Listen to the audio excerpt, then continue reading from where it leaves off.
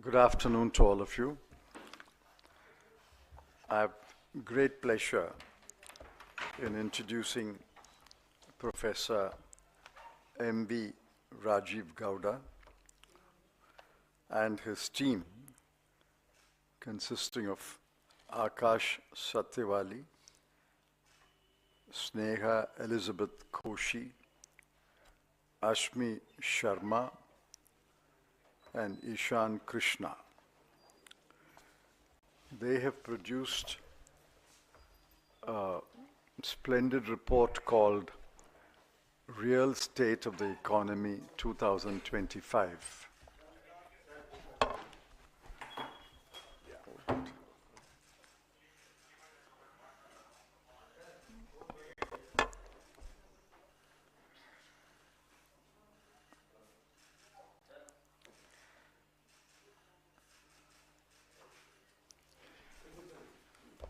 Many of the facts mentioned in this report are conveniently buried by the union government. They are press releases, they are statements, completely ignore the facts.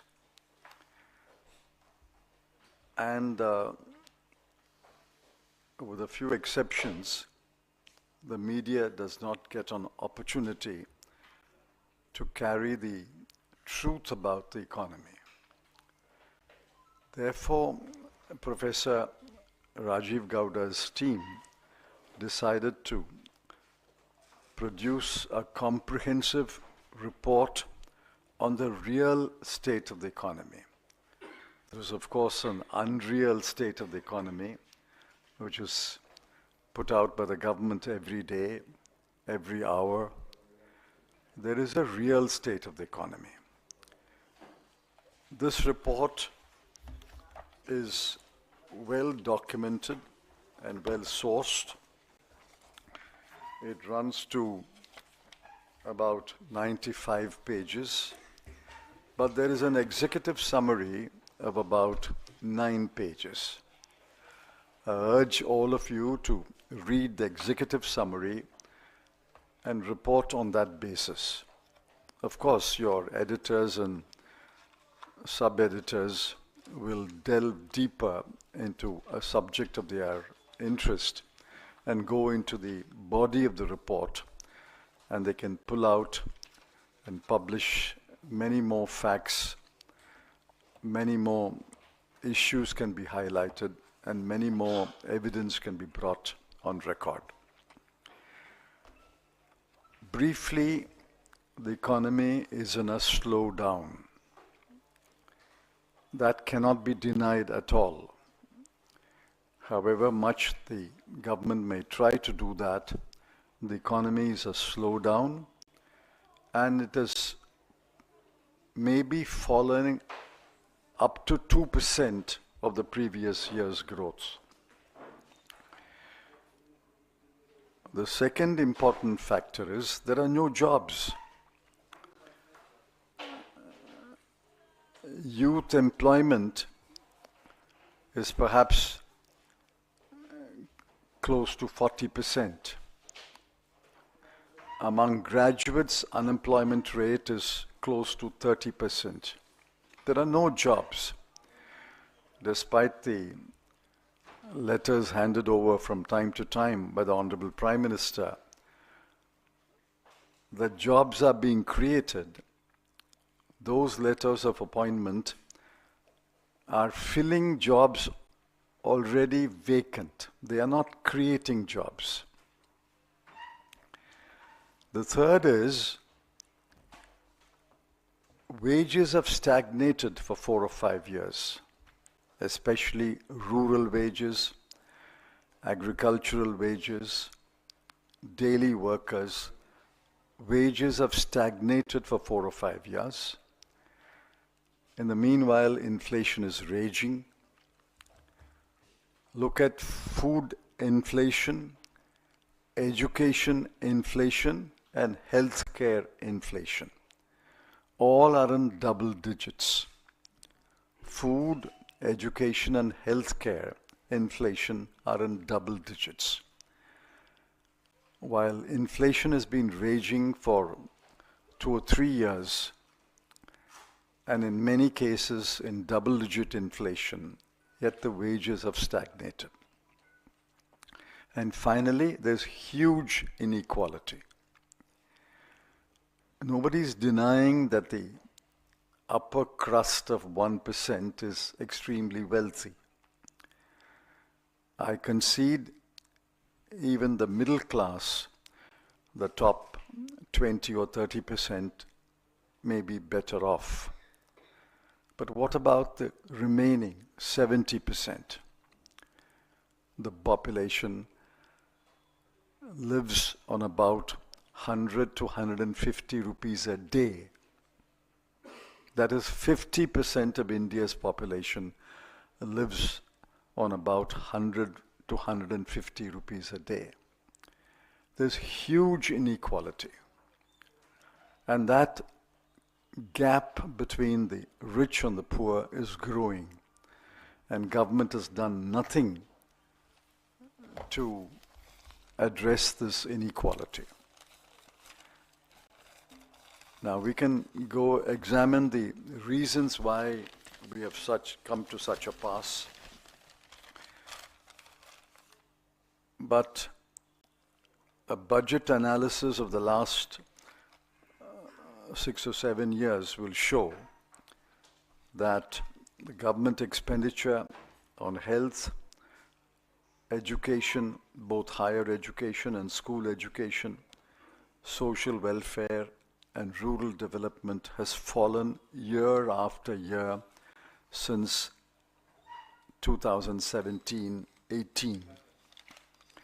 Allocations for major welfare programs have fallen steeply over the last 7 to 8 years. With that brief introduction, I request Professor Rajiv Gowda to make a very, very brief PowerPoint presentation, and then we can take a few questions at the end. Thank you.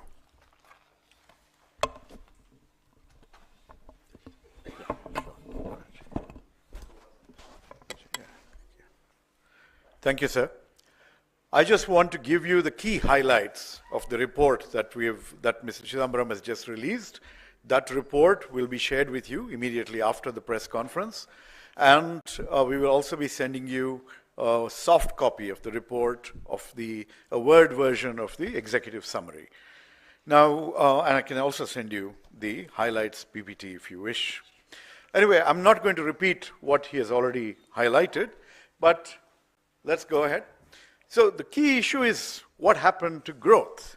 That is the title of our report this year. The unemployment crisis, Mr. Chidambaram has highlighted, and you can see that without repeating what he said, what we're going through is a phase of job destruction, job loss growth. Earlier, we used to be concerned about jobless growth. Now, this is what we're facing. Our parents of India invest so much in their children's education. However, today, graduates face an unemployment rate of 29%. The more educated you are, the less your chances of getting a job. And manufacturing jobs have declined. People are moving back to the farm where they're underemployed. And women are badly hit. Next. This is just illustrating the education and job situation. Next, please. Now, growth, the theme of our cover, basically, what you've seen over the last, ever since demonetization and GST, we've seen the economy slump. And this Modi slump, as you may want to call it, is now the new normal. This has become 6% or so as the average growth. At this rate, we are heading straight into what economists call the middle income trap. This means that the kind of opportunities that we were hoping to create, the demographic dividend that we are hoping to encash, all those are doomed. Essentially, we will be a stagnating middle income country, underproductive, and uncompetitive globally.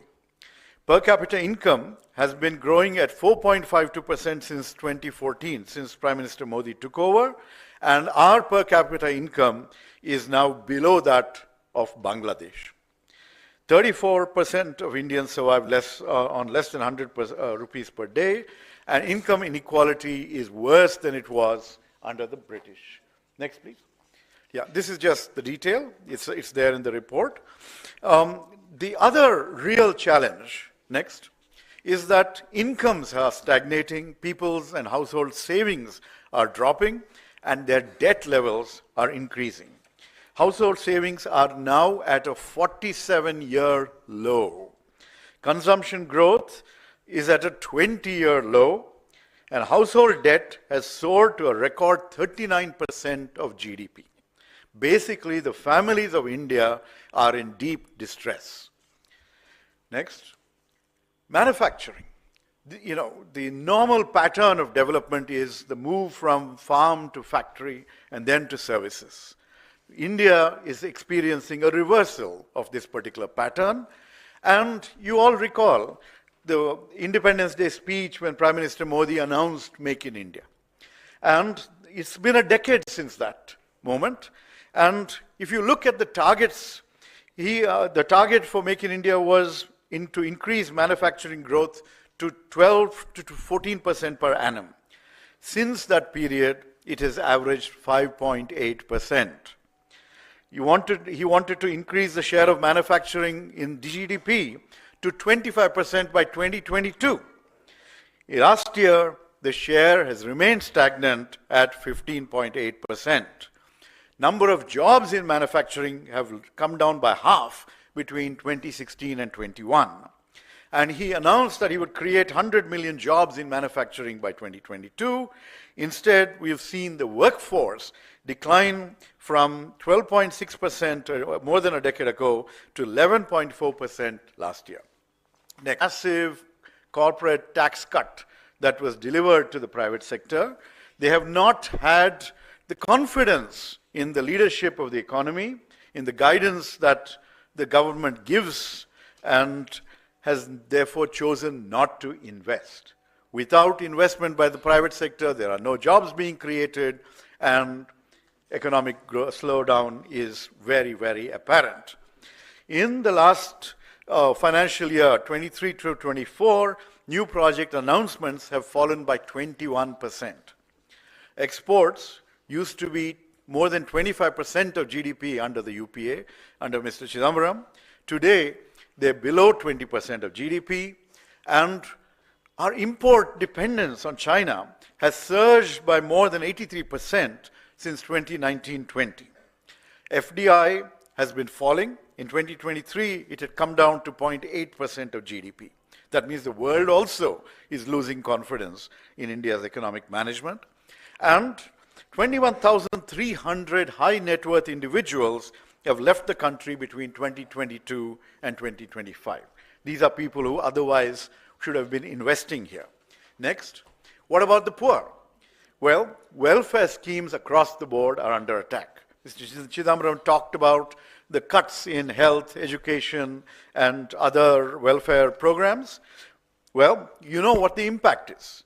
Chronic malnutrition affects 38% of India's children even today. There have been budget cuts to the National Food Security Act, to the PM Matru-Vandana Yojana, to Mahatma Gandhi, Manrega, and health allocation is now less than 0.27% of GDP. Manrega is the unkindest cut. It is supposed to be a demand-driven program. It is the right of people to get 100 days worth of employment, but not even 45, 50 days are being provided.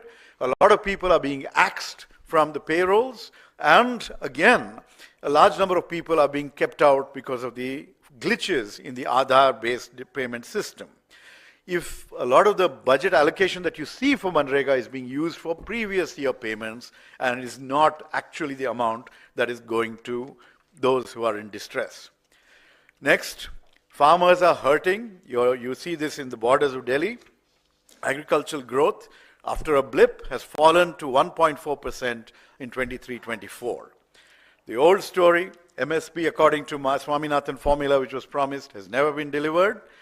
The Pradhan Mantri Fasal Bima Yojana is benefiting the insurance industry and not our annadatas. And over 55% of farm families are in debt to the tune of nearly 1 lakh each. And more than 1 lakh farmers have committed suicide between 2014 and 23. Inflation is worsening. The cost, remember the thalinomics that one of our economic advisors had announced some years ago? Well, in the last year, the cost of a home-cooked thali has gone up by 10%, when wages and incomes are not going up. Excise duties on petrol and diesel. Over the last decade, they've increased by over 100% for petrol and 343% for diesel. This affects the entire economy and especially affects the poor who depend on these fuels for transport and for farm inputs, etc. And of course, the spectacular fall of the rupee over the last decade, and especially over the last year, from 58 per dollar in 2014 to more than 86 per dollar today. So this is going to make imports even more expensive at a time when there's so much global uncertainty. And finally, the last 3 sections of this report cover crony capitalism, the attack on various institutions, and NDA equals no data available.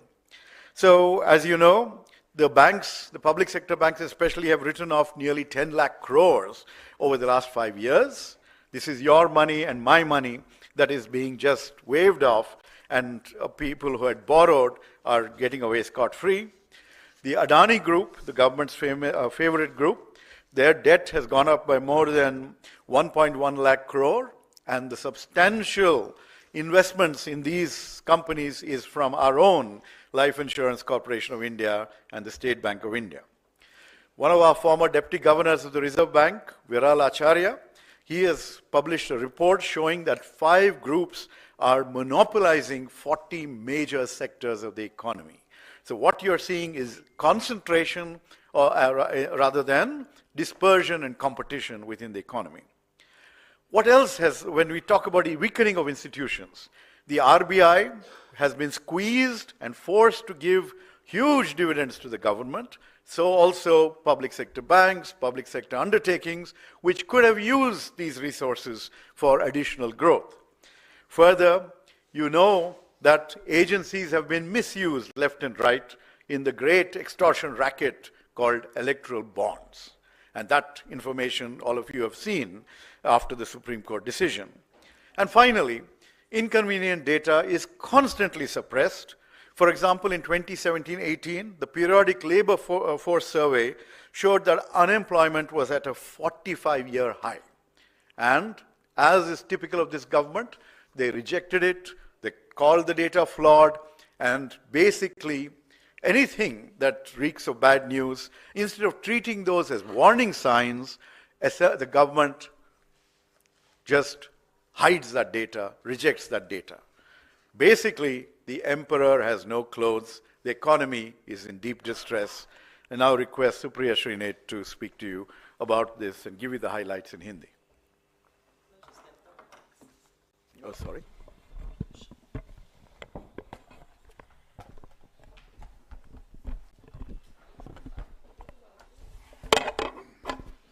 Thank you very much, Mr. Chidambaram and Professor Gaura. आप सब लोगों को मेरा नमस्कार। अगले 48 घंटे में union budget आना है और कल इकोनॉमिक सर्वे आएगा और हवाई बड़े बड़े दावे किए जाएंगे, लेकिन असलियत क्या है उसका संक्षिप्त विवरण मैं हिंदी में कर देती हूं। श्री चिदम्बरम ने आपको डिटेल्ड एक समरी अंग्रेजी में दी और प्रोफेसर गौड़ा ने आपको डेटा और तथ्यों के साथ, आंकड़ों के साथ ग्रोथ से लेकर नौकरी तक समझाया। लेकिन क्या यह सिर्फ आंकड़ों की बात करने की प्रेस कॉन्फ्रेंस है? क्या जब रियल स्टेट ऑफ इकोनॉमी की हम बात कर रहे हैं और मैं संक्षिप्त में, बहुत ही छोटे संक्षिप्त उसमें आंकड़े जो बताए गए अंग्रेजी में, उसमें हिंदी पे बोल देती हूं, क्या यह सिर्फ आंकड़ों की बात है या इनके पीछे छिपे चेहरे, इनके पीछे कहानियां, इनके पीछे दर्द, इनके पीछे तकलीफ, इनके पीछे दिक्कतें झेलता हुआ एक हिंदुस्तान है, और उनके कुछ चेहरे मैं आपको यहां पर दिखा दूंगी। जैसा कि कहा गया, आज की तारीख में युवाओं की बेरोजगारी भयावह है। अगर आप स्नातक हैं, ग्रेजुएट हैं, तो 29% लोग बेरोजगार हैं। दिक्कत की बात यह है कि मैन्युफैक्चरिंग में एक बब्बर शेर बनाया गया था, मेक इन इंडिया का, वो कागजी शेर निकला, और मैन्युफैक्चरिंग की नौकरियां लगातार गिरती जा रही हैं। मैन्युफैक्चरिंग का शेयर इकोनॉमी में 25% होना था 2022 में, वो महज 15% के थोड़ा सा ऊपर है।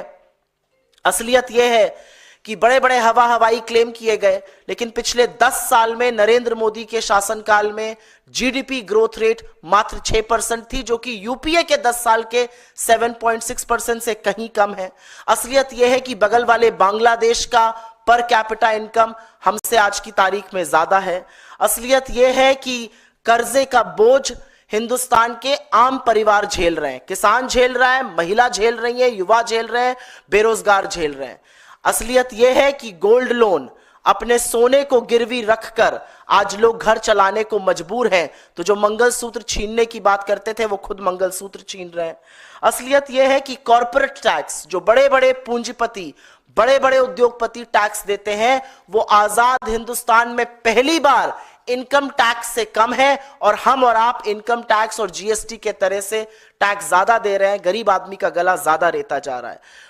बहुत चरण वंदन करते हैं टीवी चैनल पर आकर, और अगर आप सामने उनके माइक लगा दीजिए, लेकिन हिंदुस्तान के पूंजीपति नरेंद्र मोदी जी की नीतियों पर विश्वास नहीं करते हैं। वो इन्वेस्टमेंट करने को, निवेश करने को नहीं तैयार है, और इसीलिए निवेश की जो दर है, इन्वेस्टमेंट का जो रेट है, वो लगातार गिरता गया है। असलियत यह है कि लाल आंखें दिखानी थी चीन को, लेकिन चीन के साथ व्यापार सबसे ज्यादा किया नरेंद्र मोदी ने, और 83% से ज्यादा ग्रोथ चीन से आए हुए, आयात किए हुए सामान की हुई। हमारे डोमेस्टिक कैपिटलिस्ट को, डोमेस्टिक उद्योगपतियों को तो नहीं भरोसा है। एफडीआई का जो एक झुंझुना बजाया जाता था वो भी थम गया है। विदेश के लोगों को भी मोदी जी की नीतियों पर, उनके शब्दों पर भरोसा नहीं रह गया, और इसीलिए एफडीआई भी गिर रहा है। असलियत यह है कि अगर लोगों के पास देश छोड़कर बाहर जाकर बसने का मौका है, बाहर जाकर निवेश करने का मौका है, तो असल में वो कर रहे हैं। 21,000 से ज्यादा हाई नेटवर्थ इंडिविजुअल्स ने इस देश की नागरिकता छोड़ दी है। कोई सरकार क्या करेगी? वो गरीबों पर ध्यान देगी, शिक्षा पर ध्यान देगी, स्वास्थ्य पर ध्यान देगी, वेलफेयर पर ध्यान देगी, सामाजिक कल्याण पर ध्यान देगी। लेकिन आपको सुनकर आश्चर्य होगा कि मोदी सरकार ने एजुकेशन का, शिक्षा का, स्वास्थ्य का, सामाजिक कल्याण का बजट लगातार पिछले 7 से 8 सालों में घटाया है, बातें ये जो भी कर लें। असलियत यह है कि किसान, 55% किसान कर्जे के बोझ के तले दबे हुए हैं। असलियत यह है कि महंगाई से लोग त्रस्त हैं। महंगा आटा है, महंगी दही है, महंगी सब्जियां हैं, महंगी शिक्षा है। रुपया जो कि दुबला होता जा रहा था जब नरेंद्र मोदी इस देश के मुख्यमंत्री थे, उनको 58 पे दिया गया था, श्री चिदम्बरम ने उनको 58 पे दिया था, वो 87 पर पहुंच गया है। असलियत यह है कि जो चंद पूंजीपति मोदी जी के जिगर के टुकड़े हैं, उनको सारी सुविधाएं मिल रही हैं, उनके लिए नीतियां बन रही हैं। अडानी ग्रुप का कर्जा करीब करीब 1 लाख करोड़ से ज्यादा का है। असलियत यह है कि जिन एजेंसियों से इस देश के लोगों को सहूलियत दी जाती, वो एजेंसियां बीजेपी की फ्रंटल बन के चंदा दो धंधा लो जैसे इलेक्टोरल बॉन्ड्स चला रही हैं, और ये मोटे तौर पर आंकड़ों के साथ की कहानी है। मैं 2 मिनट में आपको ये कहानी 4 तस्वीरों से बयां करना चाहती हूं। यह तस्वीर सुमन की है। सुमन उत्तर प्रदेश के एटा की रहने वाली थी। 1.5 साल पहले उसके पति की मौत हो गई। उसके 6 बच्चे और उसकी एक बूढ़ी सास उसके साथ रहते थे। उसने 50,000 का कर्जा भी लिया घर चलाने के लिए। एक दिन जब वो आटा निकालकर रोटी बनाने के लिए गई तो सिर्फ 6 रोटियां बन पाई। 6 रोटियों का आटा था, 8 लोग खाने वाले थे। सुमन ने सल्फास खा के अपनी जान दे दी, और जान देते वक्त अपनी बड़ी बेटी से कहा, सबका ध्यान रखना। यह है कर्ज, यह है आर्थिक तंगी, यह है बदहाली। यह तस्वीर है झांसी के रामकिशन किसान की। 1-2 साल से उनकी फसल बर्बाद हो रही थी। उन्होंने कर्ज लिया था, उस कर्ज को वो अदा नहीं कर पा रहे थे, बेटी की शादी के लिए कर्ज लिया था। परेशान होकर और आगे स्थिति संवरती ना देखकर उन्होंने हताश होकर अपनी जान ले ली। ये 55% वो किसान हैं जो आज कर्जे के तले दबे हुए हैं। ये आंकड़े नहीं हैं, ये चेहरे हैं, ये असल कहानियां हैं, ये असल लोग हैं हिंदुस्तान के। यहां पर एक तस्वीर एक युवा दंपति की है, संचिता और हरीश। यह घटना जुलाई 2024 की है। हरीश ने एमबीए किया था, उसकी नौकरी चली गई, बहुत हाथ पैर मारे, नौकरी नहीं मिली। हरीश ने बनारस का रहने वाले थे, अपने घर में फांसी लगा के जान दे दी। और जब यह खबर उसकी पत्नी संचिता को मिली तो उसने गोरखपुर में अपनी जान दे दी। यह बेरोजगारी है इस देश की, यह आंकड़ा नहीं है, यह चेहरे हैं, यह असलियत है। आर्थिक तंगी से 22,000 से ज्यादा लोग अपनी जान दे चुके हैं। और यह फोटो बस एक पुणे की ऑफिस की दिखा रही हूं आपको। 100 लोगों के फ्रेशर्स की नौकरी लगनी थी और लाइन का अंत नहीं हो रहा था। हजारों लोग 100 लोगों की लाइन में लगे हुए थे। यह पुणे की तस्वीर है। ये जो आर्थिक स्थिति आपको बताई और इसके बाद आपके सवालों का स्वागत रहेगा, ये जो आर्थिक स्थिति आपसे साझा की गई है, ये आंकड़े नहीं है, ये हिंदुस्तान की वो असलियतें हैं जो ये चेहरे बयां कर रहे हैं। वो बेबसी, वो दर्द, वो तकलीफ जिसको सुनकर नरेंद्र मोदी और उनकी सरकार के लोग कहते हैं हम लहसुन प्याज नहीं खाते, पकौड़े तल लो, हम 5वीं अर्थव्यवस्था बन गए, आप चांद पे पहुंच जाइए। अगर सुमन को आटे की तंगी से जान देनी पड़ रही है तो लानत है आपकी सरकार पर, लानत है आपके हवाई वादों पर। क्योंकि आपकी किताबों में मौसम बहुत गुलाबी है, लेकिन वो सारे दावे झूठे हैं, वो आंकड़े किताबी हैं, ये असलियत है। आपके सवालों का स्वागत है। Your questions are welcome. Please direct them to the architect of this report and of course Mr. Chidambaram.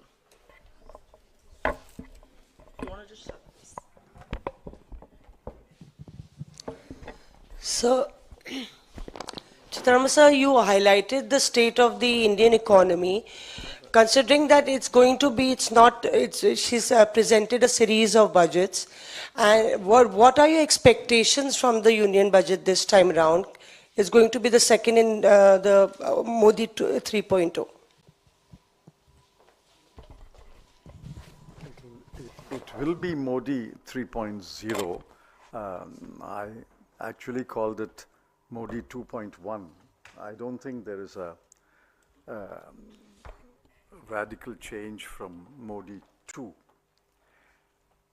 Unless they accept the realities of the Indian economy, they will continue to trudge on the same path, which is what I fear, which is what I criticize.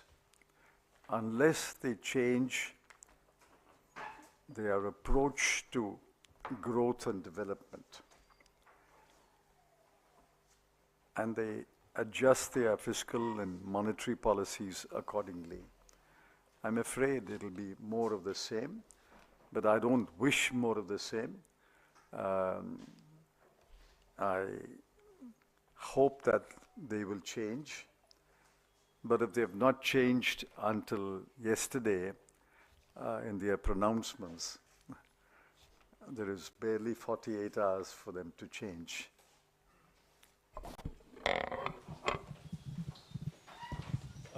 Mr. Chidambaram, you were talking about, I hope they change and everything else, and what you have put out in your report very categorically says that there is stagnation in terms of salaries and everything else, and what is required for growth is something that it needs a transformational change.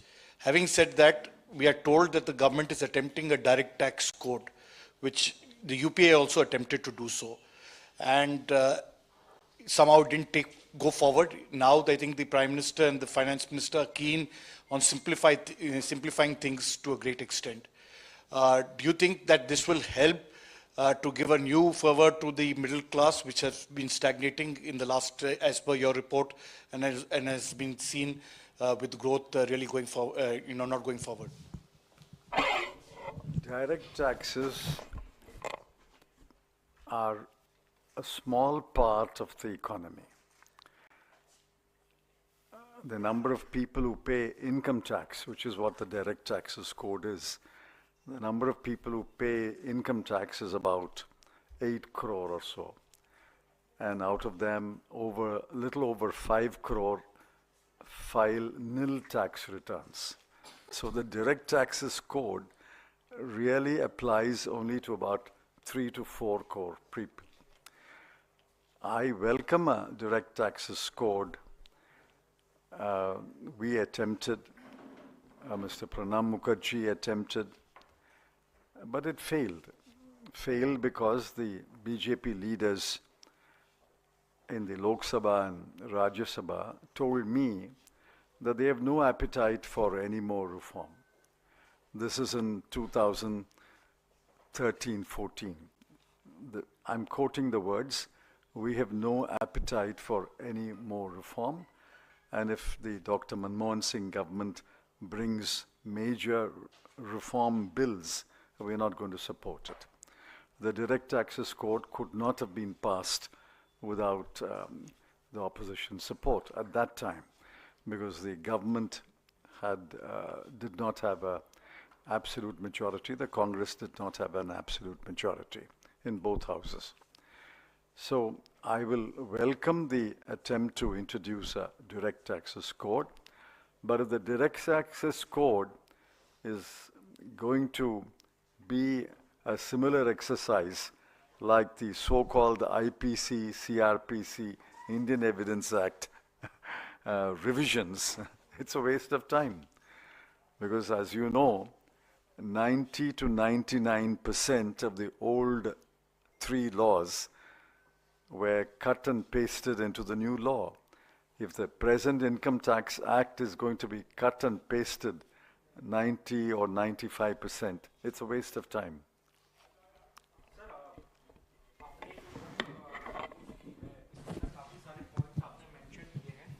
क्या इनमें ये भी points हैं या कोई suggestion है जो government को बताए कि इससे हम लोग ओवरकम कर सकते हैं इन सिचुएशन से? क्या ऐसा भी है इन बुक्स में? Are there any suggestions? देखिए ऐसा है, इसका जवाब मैं चाहती हूँ प्रोफेसर गौड़ा दे, लेकिन आपसे सिर्फ ये बताना चाहते हैं, सबको पता है कि असलियत क्या है इकोनॉमी की। सरकार आंख पे पट्टी बांध करे, उनको भी पता है, लेकिन वो डॉक्टर है जिसके पास जब आप जाकर बताते हैं कि मेरे पेट में दर्द है, तो वो मानने को ही तैयार नहीं है। जब वो समस्या को मानने को तैयार नहीं है तो समाधान कैसे मिलेगा? पर प्रोफेसर गौड़ा इस पर आई थिंक ज्यादा detailed.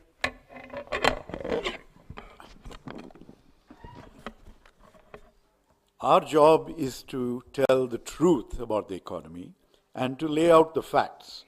The government's job, that's why they've been elected, is to actually act on the facts and find solutions. If you want solutions, look at our manifesto. They've already done that. They've taken our apprenticeship program and turned that into some version of an internship program. So we have lots of suggestions for how to improve the economy. It's there in our manifesto. They have been taking some of them. They're welcome to take more in the interest of the people of India. But most importantly, let this report open their eyes to the reality and to the human tragedies that Supriya Srinath so eloquently elucidated in front of you.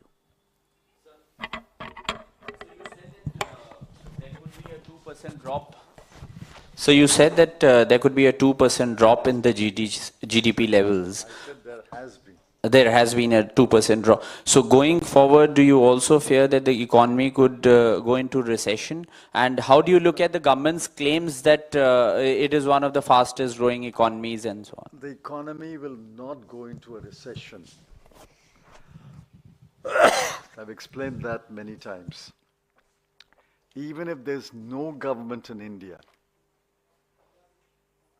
we will grow at between 4 and 5%. Because the farmers, the workers, the small industries continue to produce food grain and other things and services. India's economy will not go into a recession. Question is how much more, how much higher than the 4 to 5% can the government's policies make. This government's policies added about 1 to 1.5%, maximum of 2% to the inherent growth rate. But that's not sufficient. I pointed out in one column that we are indeed the fastest growing economy in the world. But please remember, growing at 2.7% last year, the US added $787 billion to GDP in that 1 year. So 2.7% adds $787 billion.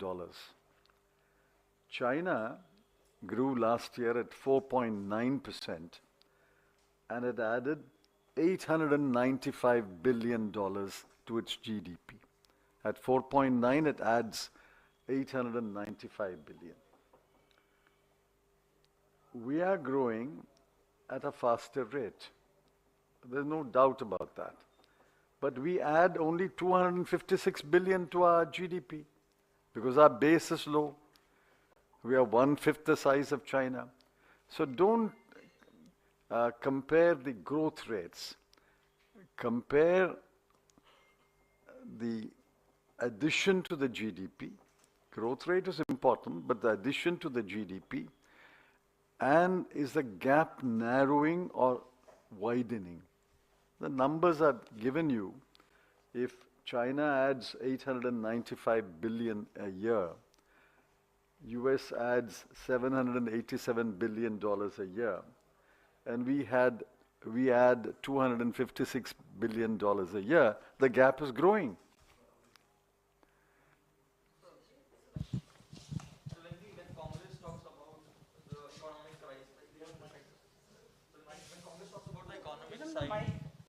Yeah.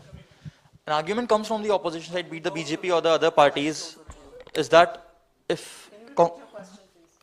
So my question is basically when Congress talks about the economic slowdown and everything, an argument that comes from the opposition side, from the BJP, is that if you have such experts from the Congress side, why not work on the Himachal Pradesh government? Why not talk about the physical dip that is going on in Himachal Pradesh? So what is Congress doing in that? They're saying that the BJP says that if you have such great economists, why don't you work in Himachal Pradesh where things are falling? But that's not true actually. But we are talking about India's economy. Fiscal policy of India is not decided by a state government. Monetary policy is not decided by the state government. Direct taxes are not decided by the state government. GST, state governments have a role, but it's overwhelmingly weighted in favor of the central government. Therefore, we are talking about the national economy, the India's economy, and you turn around and repeat their question, why don't you work on Himachal Pradesh? Himachal Pradesh is not an independent country. So in last 10, 11 years, unemployment has been one major issue that opposition has been raising. As a former finance minister, what do you think, what's wrong with the government's approach in terms of addressing this issue? And any suggestions that you would like to make to the government of India to address this issue? If I make a suggestion, it will be shot down. So the best suggestion is not to make it. An extension to that question on unemployment, Mr. Gaura, because it's one of the issues that you've red flagged in your report.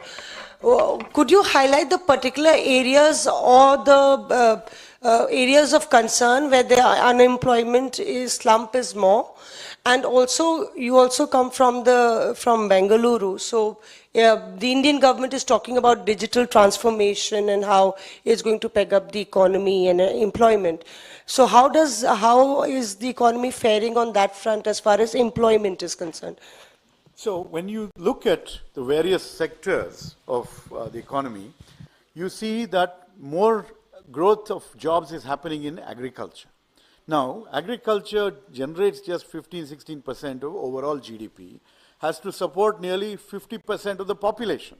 So this is a very unproductive or underproductive allocation of people and resources. Okay? What we need is to shift people from agriculture to manufacturing.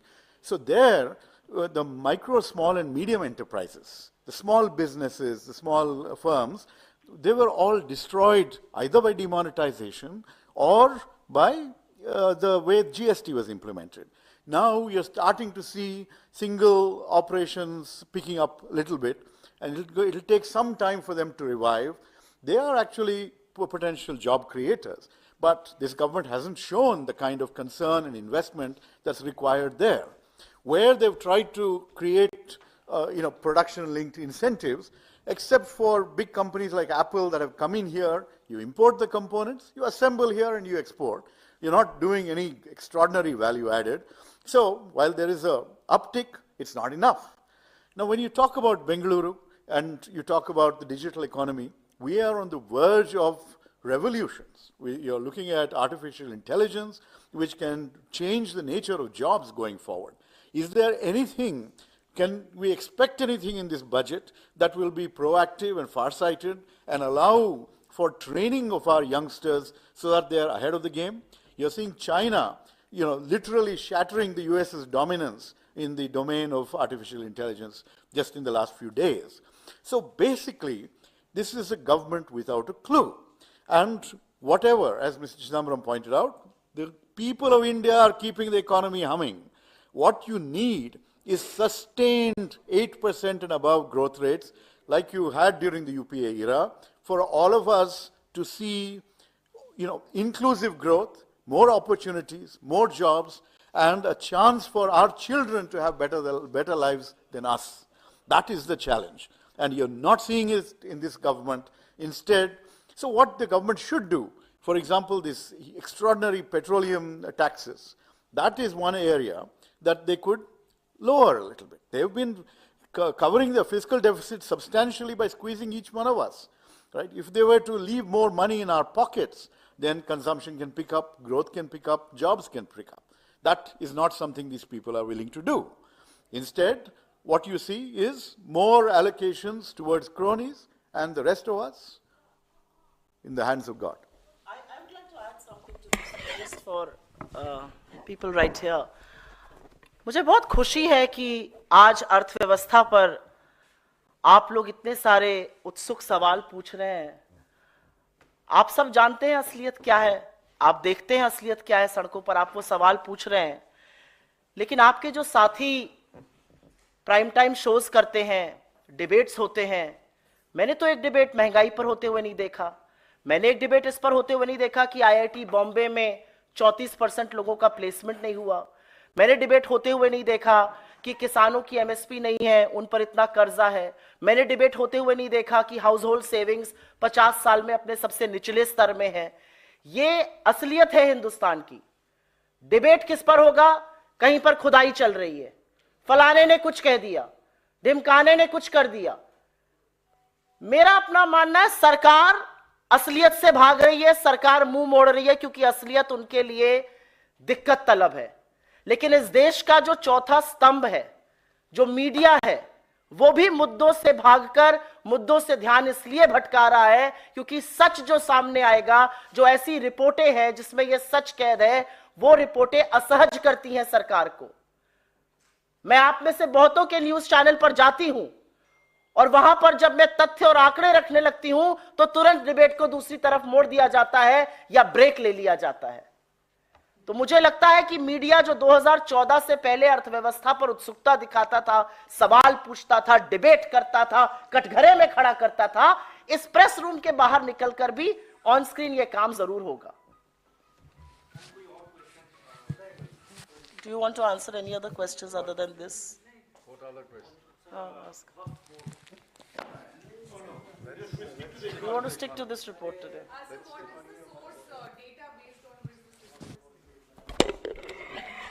This data is sourced often from government data, Ministry of Statistics and Program Implementation, World Bank, media reports, everything that is in public, Press Information Bureau. This is all publicly. Many of the footnotes give the source. Yeah. Footnotes give the source. On every page. Just a moment. For example, it says economic survey. NSSO survey, Ministry of Statistics. It also gives the Times of India as a source, but I hope one of you represent the Times of India and you don't disown your source. Therefore, the source is given in several footnotes, and I can count several footnotes in each chapter. So it's not as though we have written this report, or Professor Gowda's team has written this report without acknowledging and indicating the source. Thank you very much. Thank you very much. Thank you.